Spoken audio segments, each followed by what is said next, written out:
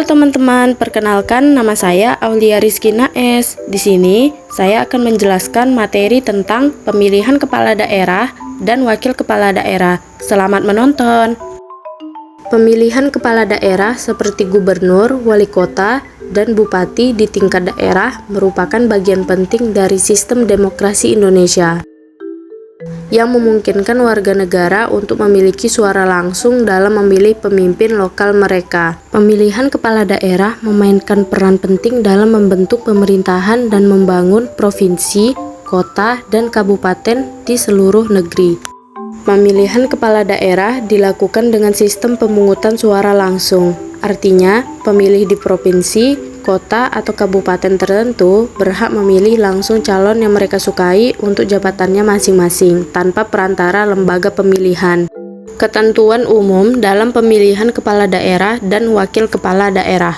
1. Dasar hukum pemilihan diatur dalam Undang-Undang Nomor 10 Tahun 2016 tentang pemilihan gubernur, bupati, dan wali kota. Berlandaskan Pancasila dan Undang-Undang Dasar 1945. Dilaksanakan secara demokratis berdasarkan asas langsung, umum, bebas, rahasia, jujur, dan adil. 2. Persyaratan calon. Warga negara Indonesia berusia minimal 30 tahun untuk gubernur dan 25 tahun untuk bupati atau wali kota. Berpendidikan minimal SLTA atau sederajat. Sehat jasmani dan rohani. Tidak pernah dijatuhi pidana penjara berdasarkan putusan pengadilan yang telah berkekuatan hukum tetap. Tidak sedang dicabut hak pilihnya. Memiliki nomor pokok wajib pajak atau NPWP. Menyerahkan daftar kekayaan pribadi. 3. Mekanisme pencalonan. Dapat diajukan oleh partai politik atau gabungan partai politik. Dapat melalui jalur perseorangan independen dengan dukungan minimal jumlah penduduk yang diatur undang-undang. Wajib mendaftarkan pasangan calon, tidak boleh sendiri. Harus memenuhi persyaratan administratif yang ditetapkan oleh Komisi Pemilihan Umum. 4. Tahapan pemilihan, pendaftaran dan verifikasi calon. Kampanye, masa tenang, pemungutan suara, perhitungan suara, dan penetapan hasil. 5. Ketentuan pemilih. Warga negara Indonesia berusia minimal 17 tahun atau sudah atau pernah menikah, terdaftar sebagai pemilih. Tidak sedang dicabut hak pilihnya. Berdomisili di daerah pemilihan minimal 6 bulan sebelum penetapan DPT. Sistem kepartaian dalam pemilihan kepala daerah dan wakil kepala daerah. Dalam sistem pemilihan kepala daerah di Indonesia, partai politik memainkan peran penting sebagai kendaraan politik untuk mencalonkan kandidat. 1. Syarat pencalonan.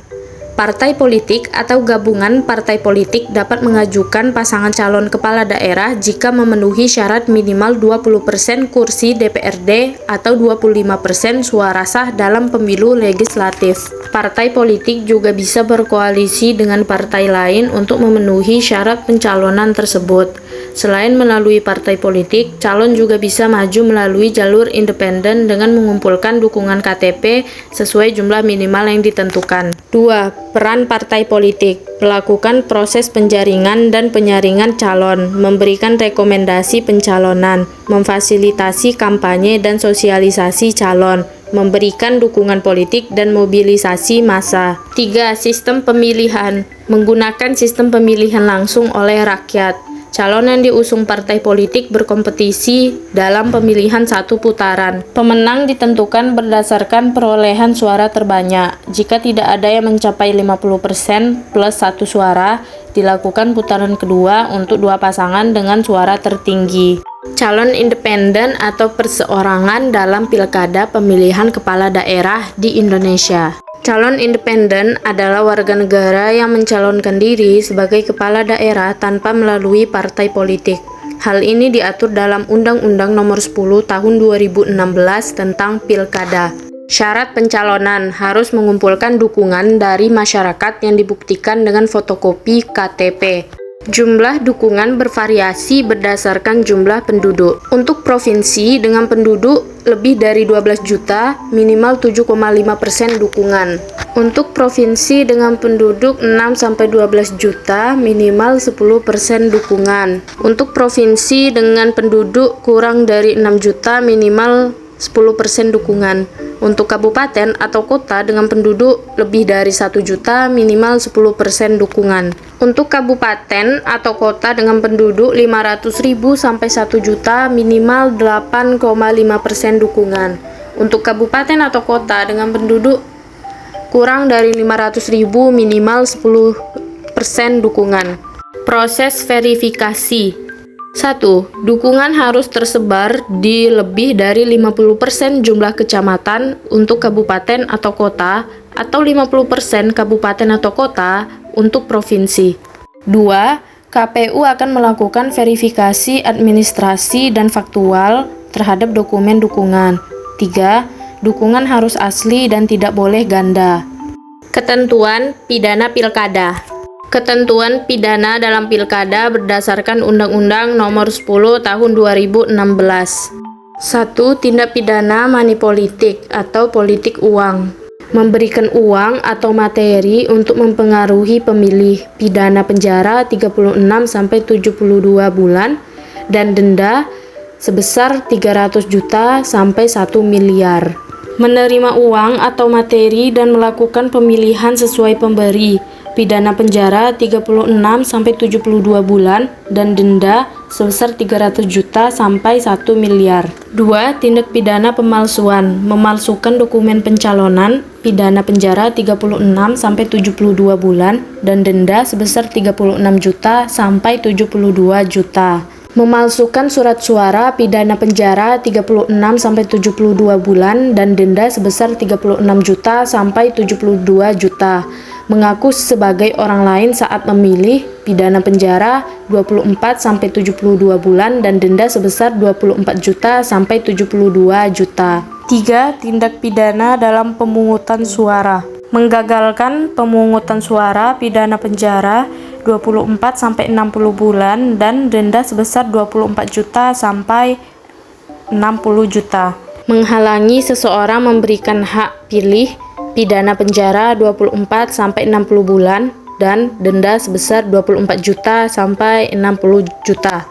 Melakukan pemilihan lebih dari satu kali, pidana penjara 36-72 bulan dan denda sebesar 36 juta sampai 72 juta. 4. Tindak pidana oleh penyelenggara. Tidak menetapkan pemungutan suara ulang padahal memenuhi syarat, pidana penjara 12-36 bulan dan denda sebesar 12 juta sampai 36 juta.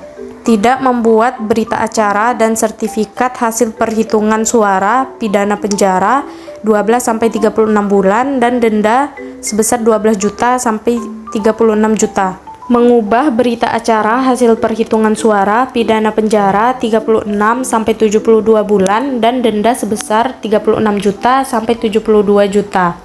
5. Tindak pidana kampanye. Melakukan kampanye di luar jadwal, pidana penjara 12-24 bulan dan denda sebesar 12 juta sampai 24 juta. Melakukan kampanye terselubung, pidana penjara 24-60 bulan dan denda sebesar 24 juta sampai 60 juta. Menggunakan fasilitas pemerintah untuk kampanye, pidana penjara 12-24 bulan dan denda sebesar 12 juta sampai 24 juta. 6. Tindak pidana oleh ASN atau TNI atau Polri. Terlibat dalam kegiatan kampanye, pidana penjara 12-24 bulan dan denda sebesar 12 juta sampai 24 juta. Menggunakan kewenangan untuk kepentingan salah satu paslon, pidana penjara 12-24 bulan dan denda sebesar 12 juta sampai 24 juta. 7. Tindak pidana oleh calon. Melakukan perbuatan melawan hukum dalam kampanye, pidana penjara 24-60 bulan dan denda sebesar 24 juta sampai 60 juta. Menjanjikan dan atau memberikan uang atau materi lainnya untuk mempengaruhi penyelenggara pemilihan, pidana penjara 36-72 bulan dan denda sebesar 300 juta sampai 1 miliar. 8. Sanksi tambahan. Pencabutan hak pilih.